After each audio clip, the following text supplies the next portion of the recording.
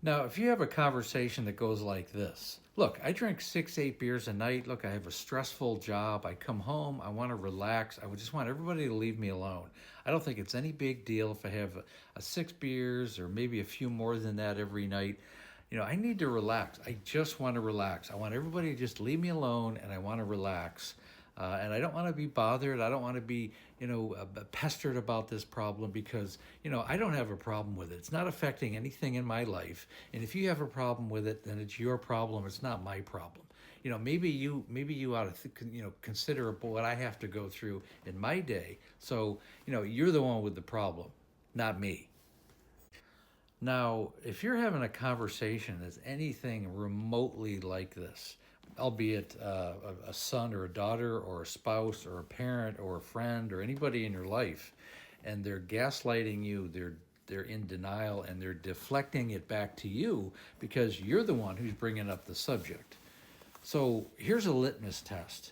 If it is bothering you as a family member because you're worried about their health or their productivity or how it's affecting their brain, or maybe you're worried about them financially or maybe legally because it's getting them into issues that they're not really aware of.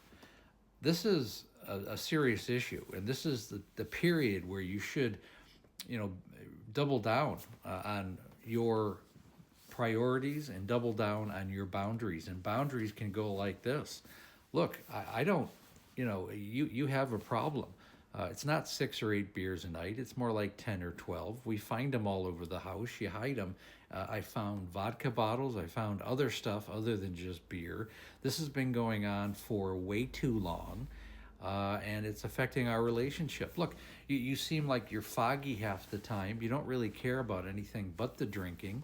It's gotten in the way of things that have gone on in our life, and it's a big issue. And if it continues, and if you don't, do something about it, like get into therapy or counseling or get an accountability partner, or at least acknowledge that you have a problem. Well, this relationship is going to go in a different direction. I'm not saying it's going to end, but we need to address the situation. I personally, as a family member, can no longer go down this path. I'm not going to support it, and I'm definitely not going to be around it. So if I have to go no contact or limited contact for my own mental health, then that's what I'm going to do. So this is what I'm going to do, and I hope that resonates with you, and I hope you're able to accept, how this is affecting me, so that maybe you will take action. It's not an ultimatum, but it is a boundary because it's been going on too long. The thing is, when you have an alcoholic in the family, there are so many different scenarios that play out. But understanding as a family member, and I've said this many times, you cannot fix the alcoholic in your family. You cannot change them, and don't stick around thinking that you can.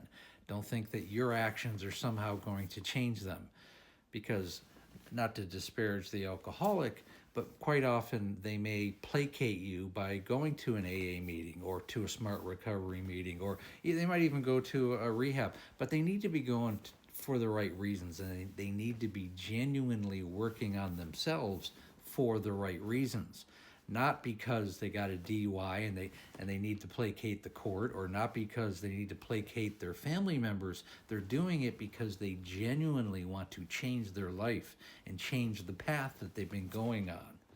Anything else less is not the truth. It's just nonsense. And people have to understand that. The families need to understand that.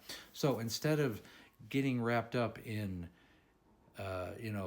hateful emotions or angry emotions or animosity, instead of being dragged down with those emotions, you need to just create a boundary and then push it on to the alcoholic, because you're not going to change that person. And it's so important as a family member to truly understand that.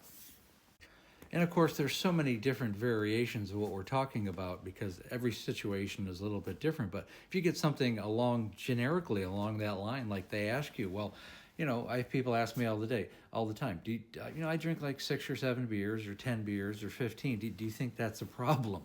And it is a problem because if it's affecting the people in your life, and I always tell that person, why don't you ask the people in your life, not your drinking buddies, but your family or the people who are important in your life, so that you will get an objective answer. Not people that you drink with, people who are in your life and people who are significant others in your life. Those are the people you need to ask. And if you can't ask them, well, there's your answer. The other litmus test is, maybe if you have the ability to quit for 2 weeks or a month.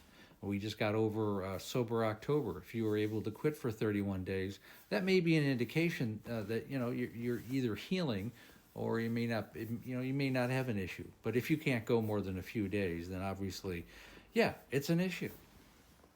And again, I make this video and videos similar to this because I really get asked these questions every day, and they're really how to deal with an alcoholic 101, essentially, because there's lots of different ways to go. So I also have a coaching program. It's called There's an Alcoholic in the Family. The links are in the bio. When you're ready to, really change the life of yourself and your family members, the alcoholic and the family members, set up a call. It takes about 45 minutes. We do a deep dive into what's going on with you. There's a whole syllabus that we go over. It takes about 9 weeks, one-on-one with me. Then there's a whole course for the family and the alcoholic. So you get both education, accountability, and coaching and real life skills. And you're able to understand what's going on, real specific to your case. Very important. The call is free. The program is definitely not, but we've got lots of different ways to go about that. So take the chance, change your life, make the call. And again, thanks so much for listening.